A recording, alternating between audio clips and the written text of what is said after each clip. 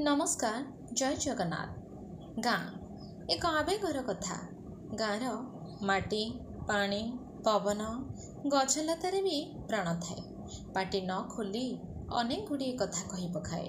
खाद्यपेय ठारू आरंभ करी पर्वपर्वाणी पर्यंत सबू बारी होई पड़े।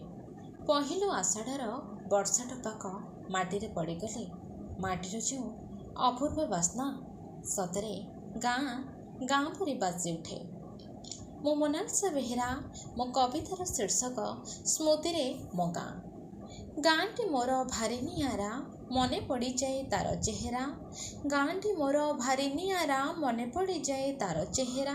बापांको आकट मार गाड़ी सते अबा बड़ दांडर धूड़ी।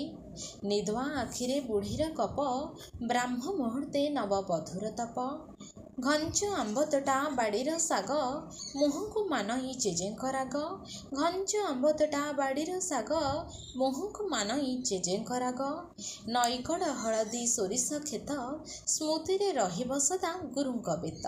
रंजारे लटाए पानी कखारु लाऊ माँ परसा माटी हांडीर जाऊ।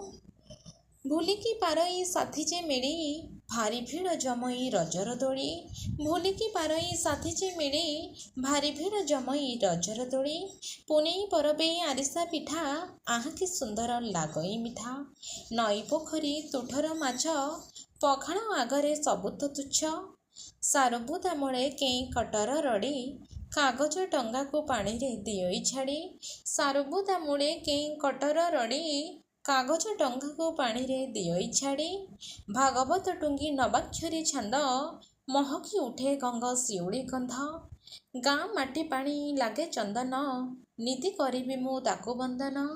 फेरिकी पारिब मो स्मृतिर गाँ भूगोल पोथिरे नथाउ ना।